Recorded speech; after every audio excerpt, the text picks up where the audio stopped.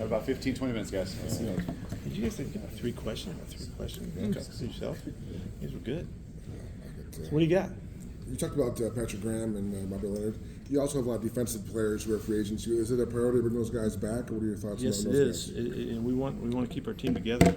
So John's working at it. We're going to do everything we can to keep our guys in the fold. We need every one of them. So hopefully we'll be able to get that done. Obviously, Tom Brady is the big voice when picking quarterbacks. I know that, but Mark's talked about that. But I have a question. With Chip Kelly, how much do you rely on your offensive coordinator when you're telling me? The reason I'm asking, I had a general manager say to me, they like Will Howard. He goes, but if Chip Kelly was my offensive coordinator, I'm going to listen to his voice more than mine because he knows him. I'm just curious, not Will in particular, but how much does Chip's voice matter to you when you're It tremendously. Everybody's got a voice in our program. Working with John is the primary relationship that I need to work at. And because I think that the relationship between the head coach and the general manager in the NFL is by far the most valuable and the most important relationship. And I spent all those years with Johnny Snyder, up there 14 years working together. You would never have known who was calling the shots or who was making any decisions, or you couldn't tell the difference, because that's a marriage that we need to make successful. And but that's just to me it's a high performance mentality. He's using the people that have experience and have wherewithal and have something to offer. And Chip Kelly is a primary example of that. Tom Brady is the prime example of understanding what the position's all about. So that's not like some special way of thinking or something new that came to mind in this situation. That's just the way you compete. You either compete or you're not, and then you use everything that's available to you. And so that's why the relationship is so important, and we have to be in concert on everything that we do, and we will be. I'll guarantee that. And so, you should look at the other way, how fortunate we are to have a coordinator with the kind of background, the kind of creative experience that Chip brings, to have Tom's background and his mentality and his approach and vision for what this position in particular, but just in competing in general is all about. So, again, it isn't nothing new to me to say this to you. You're either competing or you're not. You got to use everything that's available to you, and so I'm certainly going to try to be the champion of all of that. You're in a situation, when the bullets start flying and says they want a free agency or you're on the clock in the draft. Within that process, how does that work in that time? Let's say maybe you and Spytek think different things, or you and Kelly think different things. How do you work those things out when it's 10 minutes? Really well. Yeah. Hopefully really well by laying the groundwork and being really clear on how we communicate and expectations of our communications, and where there's there aren't these preconceived concerns or issues, or guys were afraid to say something to me. I need the guys to be loyal is to say the stuff that somebody else may not want to hear, but you need to tell them because you feel it in your heart. It needs to be said, and then you deal with the ramifications or the repercussions of it, And so I'm trying to convince my guys in all aspects of our staff and support system that we need to hear from you. We need to hear what you think, and don't be afraid to say. If you don't say it and you hold something back and we miss out on an opportunity, that ain't competing, And so there's an overriding thought here that guides what we're doing, and so it's a race right now because we don't have a lot of time together, and so that's why it's nonstop, and I have to listen and watch and speak my piece too, so we can all get on the same page as soon as possible. But if the spirit, now we're going to deal with the spirit of that thought and the actuality of it. We'll see how we do, but the spirit is we're going to work together, and everybody's going to draw from all of the strengths we can possibly generate, and I don't know any other way to do it than that way. So when you go back hopefully, like I said, we're going to do that really well. It's harder early when you have less background information and all that, for sure. When you were in Seattle, you guys went through a few quarterbacks those first couple of years. Then you go out and sign a Matt Flynn, and you drafted Russell Wilson that same year. And lo and behold, the rookie ends up starting over the guy that you signed in free agency. Does that change at all? Like that kind of mentality of, hey, if you go out and get somebody in free agency and you draft a rookie? No, because it's about the competition. What we did is we took a look at every day of practice, that we had building up to the first game of the season. And we looked at every highlighted day, the preseason games, and we had every single day mapped out. We wrote in that situation, we rotated the three guys that were battling for the job every day with a different guy was the starter. And knowing that by the time we got to the third preseason game in Kansas City, that was when I wanted to make the decision if we could, so that going into the fourth game we would at least have our quarterback and ready to go. And it didn't matter where the guys came from or what their background was. If we did it properly and we really believed in what we were saying and we were going to stand for what we were saying, then we'd make the evaluation and hopefully it would work out. It did. Unfortunately, it wasn't great for for everybody because somebody loses out on the competition, but it worked out for our club and it worked out famously. We've seen what your teams have looked like when you've been a head coach other places. What is the John Spytek and Pete Carroll led team with the Raiders? What does that look like? What are the non-negotiables? Yeah, you should see a team that plays with great effort. We start with effort. We critique effort first, because if you're not giving everything you got, what are you doing? What are you even in the program for? You're gonna see a team that plays with great enthusiasm and excitement for the game and love of the game. The passion shows up. You can feel their sense of love for what we're doing. And if the guys don't fit that, we're going to be looking for the guys that do fit that. We want a very physical team, very tough team. It's always been about great toughness on our club, and that comes in all different aspects and is highlighted by your special teams groups. Certainly what happens on defense and by running the football as well. And then we got to be really smart. So the elements of it are really great effort, great enthusiasm, great toughness, and playing smart football. That's when you see us play that. I hope you walk away and that's what you say about us.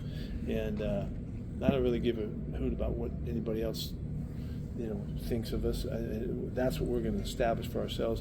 And if it matches up, it gives us a chance to get to it the best that we have to offer. So it's a really clear outlook. You mentioned having a sense of urgency, trying to get the ball rolling immediately. How does that mindset dictate the team's approach and free agency, or how you think it should? It should weigh into every single decision we make. We're trying to take it as far as we can, as soon as we possibly can. Why would we do anything but that? I'm not looking for any grace period or some kind of cushy little give me a few years to get it going. I don't think that way at all. I'm talking today. Tomorrow, and we'll take it one step at a time. So, we'll see what happens. But you talk about how much the team around the quarterback really needs to make sure that they help him out and really building around him. But in your opinion, when you look at the quarterback position, what are the, non-negotiables when you look at that position of what he needs to do to help out the rest of his team? He's got to do his job. He's got to do the job that he's called on to do. He doesn't need to carry the team. He doesn't need to be the answer to all problems.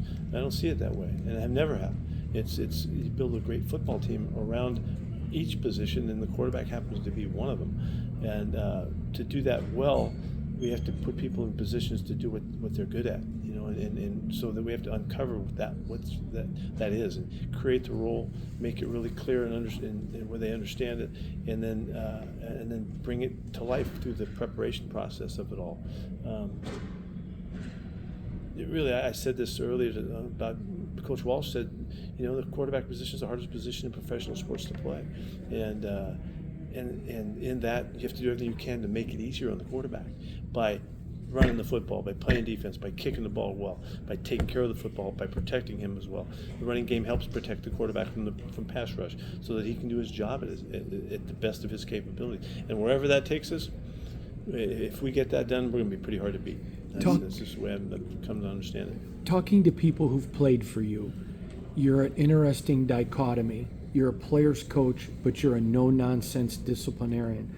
That is extremely difficult. How are you able to be that way? Have you evolved it? It's extremely difficult. Okay, you just don't see it a lot then. Well, one of the keys to our whole program will be relationships, and so that's a paramount part of everything, because I need to find out who these guys are, and I need to figure out what they're capable of being, and I can't do that if I don't communicate with them. I don't look at them, watch them, see them, listen to them, and then the challenge is just to put them in positions to do what they do really well. And if you do that, then you have a chance to maximize whatever your team is. And that's a performance model mentality. It's building for the staff and all that. We can only be as good as we can be, but we need to get as good as we can be. And so we can't do that until we know who we're dealing with, and so we can communicate with them really well and all that. And then you don't have a chance at finding your limits unless you have great standards and principles that you build your program on. And so the expectations are as high as you could possibly get. We want to be the best practicing team in the game of football. And so that's because practice is everything. It's where you make yourself. It's where you make your team come to life. So you have to practice with the effort and the enthusiasm and the toughness that I talked about. And if you don't do it smart, then you're screwing it up, So so I don't know how you figure out how that sounds to you about the dichotomy or whatever. But if we're not having fun, then we're missing the whole boat. This is football. We play football, So with all of that said, that's what this program is going to exemplify, and we'll see how far that takes us. Pete, this is a team that won 4 games last year, but they also lost a bunch of close games. When you look at the tape, and I know it's going to look different, come training camp OTAs, it's not going to be the same team. But when you did look at the tape, do you see a starting point, like a foundation of a team that? Absolutely. Yeah, there's all kinds of assets here, and we got to get our guys back in. We have a number of free agents that we have to retain, and that's important. They have big roles to fill and play. We got to make some really great decisions business-wise, get some stuff done. We got to get Max all squared away, and some really important aspects of the team have to come together. But they're going to have to compete their butt off to make this thing move forward. It didn't work out quite right last year. I could give a rat's ass about last year. I don't care about that one bit. What happened, those games, those matchups, they mean nothing. It's what are we going to do with the next step we take. And so be really clear about that, and we're going to need all those guys to help us, that have been there before. That don't discount the hunger and the passion that they feel for wanting to do something that they're proud of. There's great power in that, and so we're going to try to capture that and feed off of that, meanwhile trying to wear their ass out every chance I get. I know it's early in the process, but what's your handle on the quarterback class of this draft class? It's really interesting. It's a diverse group. Where they all go and all that remains to be seen and all. But there's a very talented group, and they've done a lot of winning. A lot of high production and a lot of style to the quarterbacks that are in this group. It's not obvious, past a couple guys, what's going to happen. But there's going to be guys throughout the ranks of this class that get chosen that are going to be star players, and they've already proven that. So it's up to the teams to get them, to put them in position to be successful, I think. And Coach, it's harder than it sounds. With that being said, how I don't want to say beneficial is it that these guys go to different universities, get more games under their belt, they get more reps, get different styles? How much can that help them prepare them for the league? Everything counts. Everything counts, and it helps. The guys that have been limited somewhat, in their systems, or all the signaling systems and no cadence and not under center and stuff like that, that can hamper them early on. It can be picked up, and you can regain that in quick order. But it's a legitimate issue, and so we have to see if guys can transition. This time of their development for this upcoming season is enormously valuable to them if they've been in those systems that have been kind of really on one end of the spectrum. So, but the more games, the better. The more playtime, the better. And getting a 21-year-old guy versus a 24-year-old guy, there's a difference there. To some extent. So, it's just time logged. I mean, you look at all the young guys that struggle early. It's like the young coaches that struggle early, like I did. You need the experience, you need the time. Time to task is so valuable. And we watch the guys that emerge after they kind of look like they didn't make it and failed, and here comes Sam Darnold putting together a year like he had. When guys would think maybe he was long gone. Geno Smith, was in our program.